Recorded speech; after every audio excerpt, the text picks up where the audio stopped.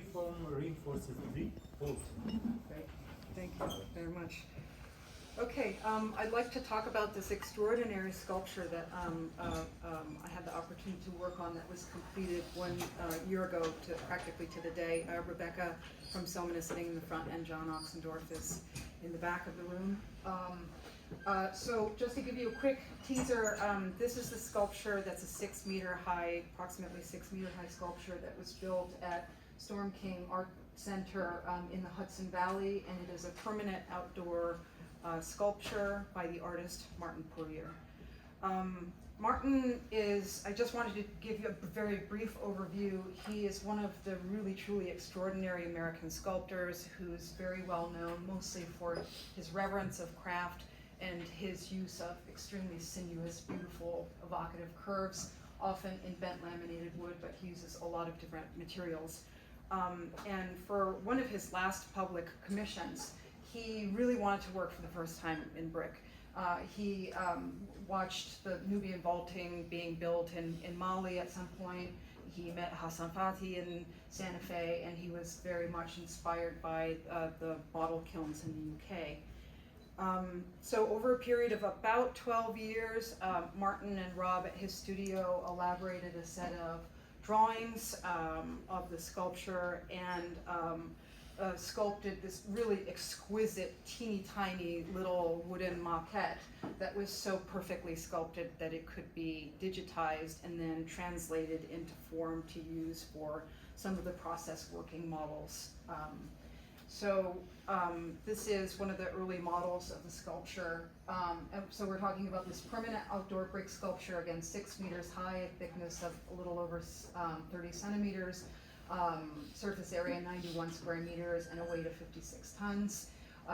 There's very complex double curvature. It starts as an arch which seamlessly evolves into a free-form dome through a series of, you can see these inclined segments of masonry, and there are 90 tubular apertures that puncture through the shell and align to one central point in the middle.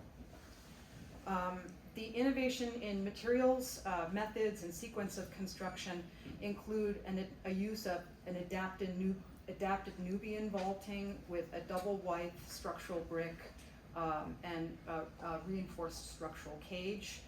The use of a custom rapid setting naturally hydraulic cement mortar, the use of minimal formwork, and the use of the steel reinforcement as a guide work for bricklaying, and the use of these 90 tubes as masonry ties. This is an area that we mocked up at half scale early in the process when I first came into the project to work out some of these problems. Here's Martin and Rob here at the studio, and the mock-up as it was completed. But to look at some of these proof of concept things, the mock-up really was used to test a number of constructive principles and work out some of the problems, like the need for both of the wides to function cohesively as a system so that there wouldn't be any delamination. And in fact, it was very difficult for us to use brick ties, incredibly difficult for us to build with brick ties from a constructive perspective. We argued for the use of these tubes as structural ties, as in traditional masonry, where you would take a header and tie it into the width of the masonry. So this validated the use of the tubes for our engineers. It was also an opportunity to develop a really specialized, totally custom mortar using a number of different naturally hydraulic cements that have generally about 10 times the adhesive capacity of normal Portland cements. So it had to be rapid setting for the freeform vaulting. It had to have high adhesive strength and longevity in a New England climate for an outdoor sculpture. So, and then we worked with the Brickworks for this custom prediction of brick. In fact, the compatibility of the materials was really important, especially for this very specialized mortar. So the adhesive bonding was crucial and had to be perfectly tuned between, the brick and the mortar. After this mock-up construction, I elaborated a series of 130 different construction drawings, like I never had one simple structure, I have so many drawings.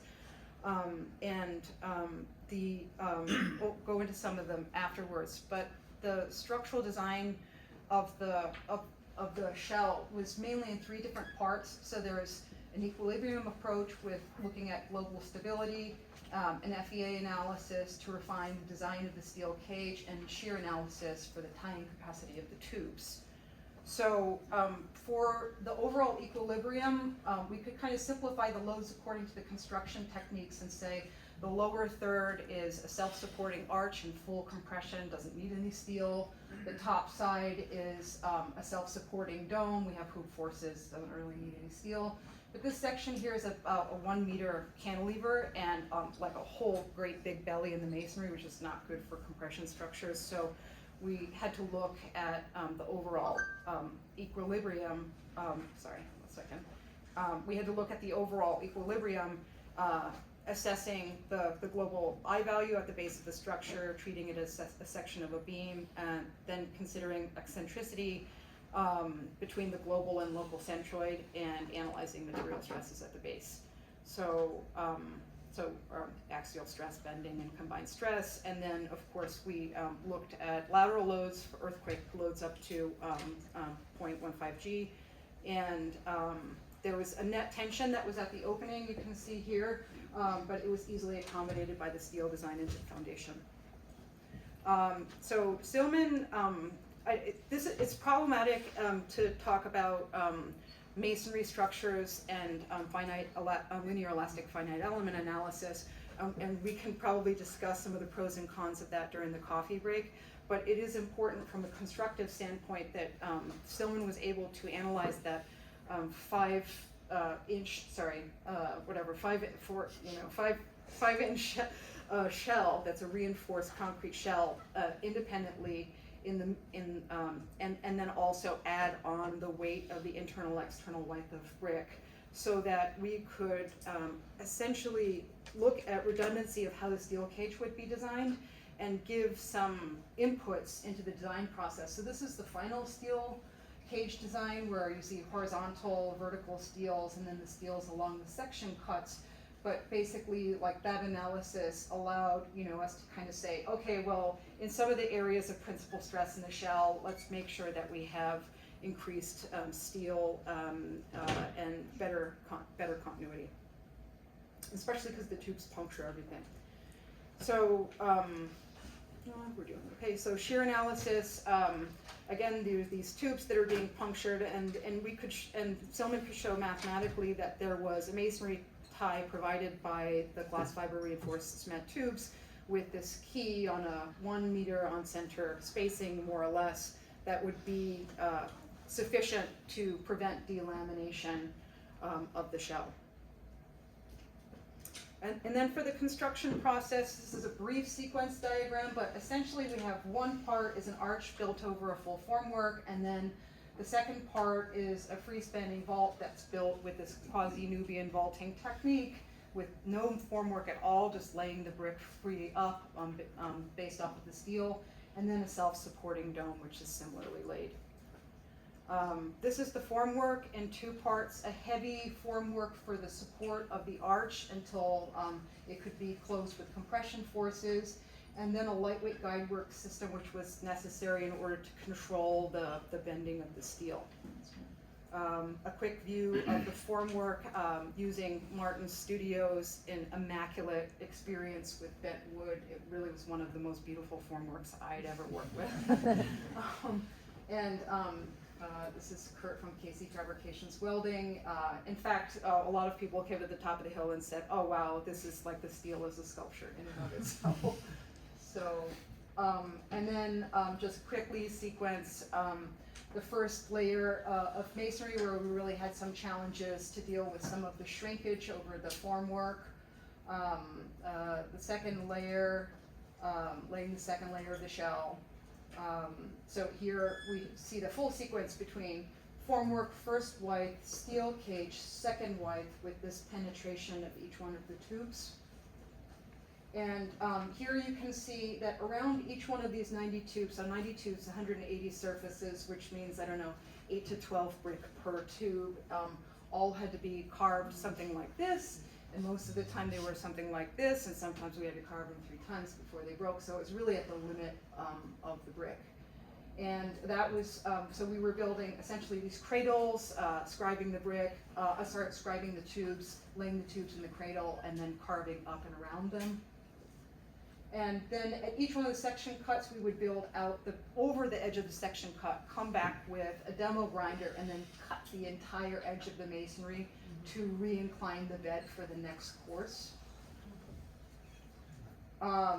A couple of crucial things, steps, major milestones, finishing the arch, the edge arch in the front, the decentering of the formwork, which had to be done very carefully and designed very carefully. From that point forward, we were just building out in free space with this rapid setting mortar, basically like using measuring sticks right off of the steel. Here we were casting this typical concrete in the core in between, and it was just in small lifts, completing the arch out of foundation. This is where I started to get more nervous, because this is not how load-bearing compression structures like to go. And then as we build up into the dome cutting started very early, which was a surprise. So both domes were completed simultaneously, but you get a view from the inside as we close up into the dome, into the oculus, where there's no oculus, but we close all the way into the dome. This is after the tubes were cut. And then from the outside, essentially all of the laying on the structure was climbing up tubes and bouldering for 6 months of masonry work. Notably, these tubes were almost vertical at the end, 120 pounds or 55 kilos worth each. And I think that we can say, we save it like this. There's a lot of work that went in. The team was absolutely extraordinary. It's a beautiful piece, and I really want to thank all of my co-authors for the collaboration. It was an extraordinary experience working with Martin, working with our team, the entire design team, the entire construction team, and especially Storm King as partners were so dedicated to fulfilling the vision of Martin to look out into the landscape of Storm King.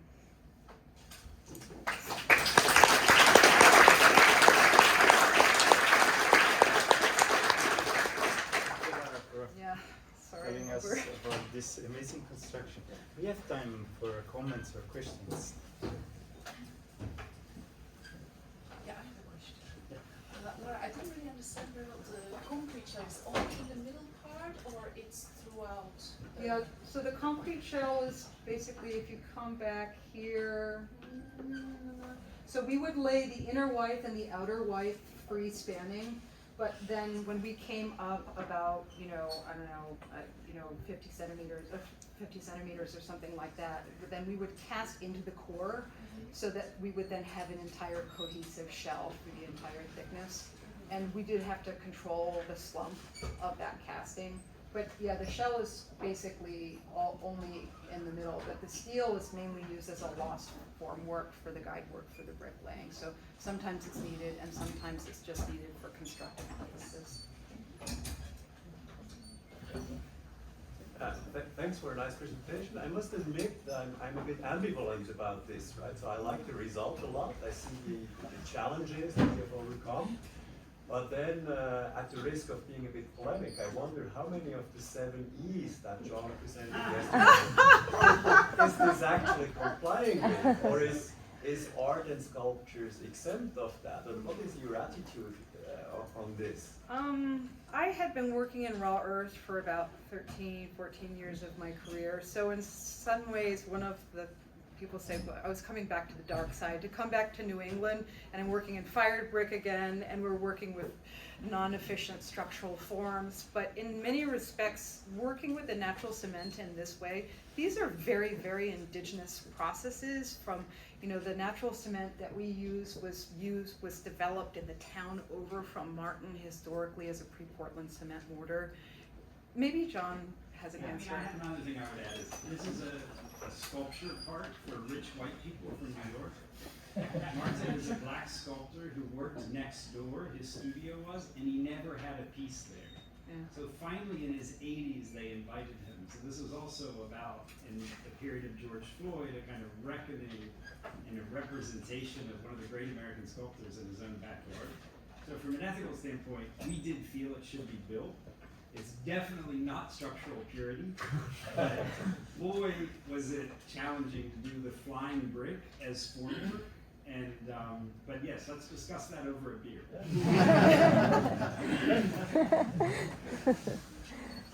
Okay, thank you again. Thanks, and if anybody has